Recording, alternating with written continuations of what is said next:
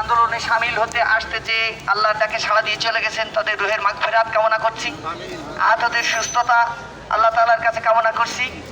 আমরা শোকাহত, আমরা মর্মাহত। এখন আমাদের দাবি হলো এই শোক, এই বেদনাকে শক্তিতে রূপান্তরিত করতে হবে। না খেয়ে ধুকে ধুকে মরার চেয়ে আমাদের সাথীরা আমাদের আগে যে আল্লাহটাকে সাড়া দিয়েছে, আমরা বলতে পারি তারা এক রকমের সৌভাগ্যবান। সেই সাথে আমরা সংশ্লিষ্ট অথরিটিকে আমরা একটি মেসেজ দিতে চাই। গাড়ি চাপা পড়ে সড়কে আমরা প্রাণ দিয়েছি এ কারণে যে আমরা আমাদের দাবি আদায় করতে চাই। যে মানুষেরা দাবি আদায়ের জন্য গাড়ি চাপা পড়ে মৃত্যুকে মেনে নিতে পারে, তারা গরম পানি বা বুলেটের সামনে দাঁড়িয়ে হাসি মুখে জীবন দিবে দাবি আদায়ের জন্য। এটা তাদের কাছে কঠিন কিছু না, আপনাদেরকে এ থেকে শিক্ষা নিতে হবে।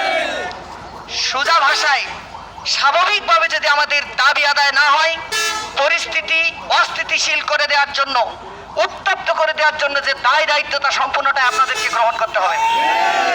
আমাদের সহকর্মীদের মুখ থেকে আপনারা বক্তব্য শুনেছেন।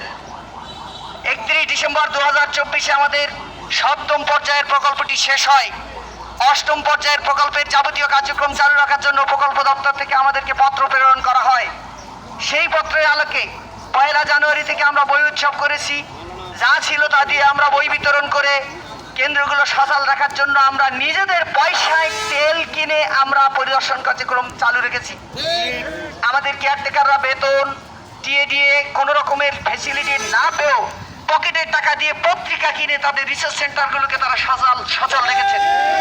প্রত্যেক সপ্তাহে বৃহস্পতিবার বিভাগীয় পরিচালক এবং জেলা কার্যালয়গুলোর উপপরিচালক মহোদয়ের স্বাক্ষরিত পত্রের আলোকে জুমার নামাজে সরকারি বিভিন্ন তথ্য প্রচার করার মাধ্যমে মসজিদ ভিত্তিক শিশু গণশিক্ষা কার্যক্রমের ৭৮,০০০ জনবল, ৭৮,০০০ শিক্ষক তারা ময়দানে সক্রিয় থেকে সরকারের দেয়া সব দায়িত্ব তারা পালন করেছেন।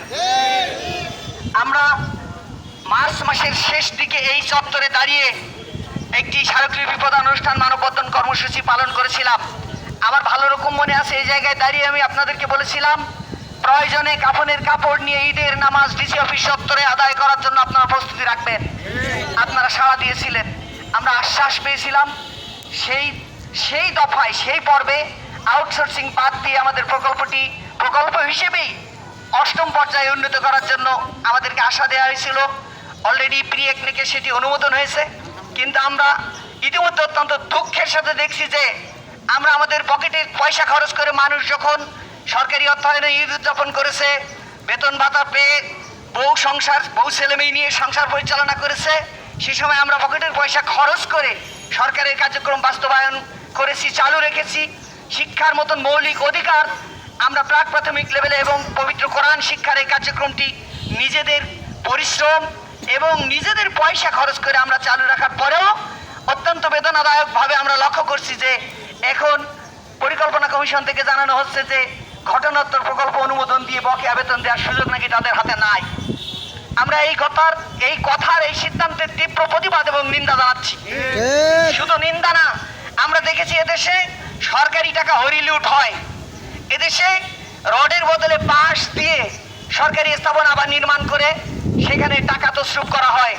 1 কিলোমিটার সড়ক নির্মাণের যে খরচ, আমাদের প্রতিবেশী দেশগুলোতে যে খরচ, সেই খরচের 10 গুণ পরিমাণ বর্ধিত খরচ দেখিয়ে এদেশের সরকারি অর্থ কুক্ষিগত করা হয়।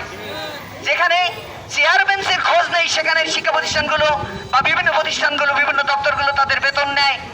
গাছের ডালের পাখি গুনে তারা বেতন পায়। আমার ওলামায়ে কেরাম 5 মাস ধরে তারা নিজেদের অন্য রোজগারের সব পন্থা বাদ দিয়ে কোমলমতি শিশুদের ভিতরে শিক্ষা বিস্তারের ভূমিকা পালন করলেন। তাদের বেতন দেওয়ার সময় সরকারের কোষাগার শূন্য হয়ে যায়। এই অন্যায্য দাবি, এই মামুবাড়ির আবদার আমরা মানতে চাই না। আমি সেদিনও পরিসংখ্যান বলেছিলাম যে ৭৮,০০০, ৮০,০০০ জনবল আমরা এখানে সরাসরি যুক্ত এবং এর সাথে সংশ্লিষ্ট 24 লক্ষ পরিবার আছে। এই 24 লক্ষ পরিবারকে আমরা যদি রাস্তায় নামাই, এদেশের কোন বাহিনীর ক্ষমতা নাই যে এই 24 লক্ষ মানুষের গণ আন্দোলনকে ঠেকিয়ে দেবে। আমাদেরকে যেন রুজি রুটির তাগিদে, ইমান আকীদা রক্ষার তাগিদে রাস্তায় না নামা লাগে। সংশ্লিষ্ট দপ্তরের সংশ্লিষ্ট দায়িত্বশীল ব্যক্তিবর্গের দৃষ্টিতে সেই কথাটা এনে আমরা তাদের দৃষ্টি আকর্ষণ করতে চাই যে ক্ষুধা পেটে কীর্তন ভালো লাগে না। আমরা ধৈর্য ধরেছি, সবর করছি।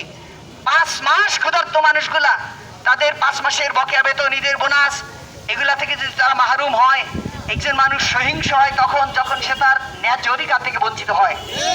আমরা আশা করব সুরসুরি দিয়ে পায়ে পাড়া দিয়ে এই মানুষদেরকে আপনারা ক্ষিপ্ত করে তুলবেন না।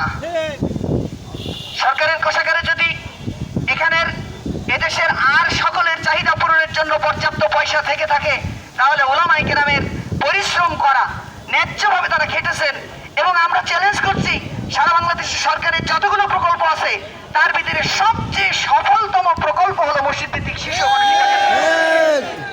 আইএমইডি রিপোর্ট, এটা আমার গায়ের জোরের না, ব্যক্তিগত তথ্য না, সরকারি গোয়েন্দা সংস্থা এবং সরকারের যে মধ্যবর্তী মূল্যায়ন কমিটি, চূড়ান্ত মূল্যায়ন কমিটি, সকলের রিপোর্ট আপনারা পর্যালোচনা করে দেখবেন। সেই 92 সাল থেকে এই পর্যন্ত চলমান এই প্রকল্পটি কোনো সময় হোঁচট খায়নি, তারা বেতন পাইনি। আমরা এটি পূর্বে 8 মাস বেতন ভাতা না পেয়েও আমরা আমাদের কার্যক্রম চালু রেখেছি এবং পরবর্তীতে আমরা বেতন ভাতা পেয়ে গেছি। যখন দলীয় সরকারের অধীনে এটা সম্ভব হয়েছে, তখন একটি নির্দলীয় নিরপেক্ষ সরকারের অধীনে এটি সম্ভব হবে না, এটা আমরা মানতে পারি না। যদি এখন আমাদেরকে বঞ্চিত করা হয়, আমাদের সুবিধা থেকে, প্রাপ্য ন্যায্য সুবিধা থেকে বঞ্চিত করা হয়, আমরা বুঝে নিব ভারতীয় দালাল গোষ্ঠী দ্বারা এই অন্তর্বর্তীকালীন সরকারের প্রশাসন পরিচালিত হয়। এদেশের আপামর জনতার কাছে এই দুঃখজনক মেসেজটি যেন আপনাদের মাধ্যমে না যায়, সে আহ্বান আপনাদের কাছে করছি। এদেশের সংখ্যাগরিষ্ঠ জনতা, মুসলিম জনতার সেন্টিমেন্ট নিয়ে আপনারা ছিনিমিনি খেলবেন না। যেখানে পার্শ্ববর্তী মন্দির ভিত্তিক শিশু গণশিক্ষা কার্যক্রমের শিক্ষকগণ 14,000-এর বেশি টাকা মাসিক সম্মানী পেয়ে মন্দিরে বসে পুরোহিতরা তাদের বেতন পাচ্ছে, আপনারা ভিজিট করে দেখেন। এদেশে তাদের কার্যক্রম পরিচালনার জন্য 10%ও আপনারা সফলতা দেখতে পাবেন না। আমি সুপারভাইজার হিসেবে ভিজিট করি বিভিন্ন জায়গায়, মসজিদ ভিত্তিক গণশিক্ষা দেখার পাশাপাশি সেখানে একটু উকি দিয়ে আসি। তাদের টিচার তিনি বসে থাকেন, 2-4 জন থাকলেও থাকে, না থাকলেও না থাকে। সেখানে আমার শিক্ষকরা যেখানে তাদের দৈনিক দায়িত্ব যথাযথভাবে পালন করছেন, তাদের বেতন দেওয়া গেলে এদের বেতন দেওয়া যাবে না, তার মানে এখানে উদ্দেশ্যপূর্ণভাবে একটি ধর্মীয়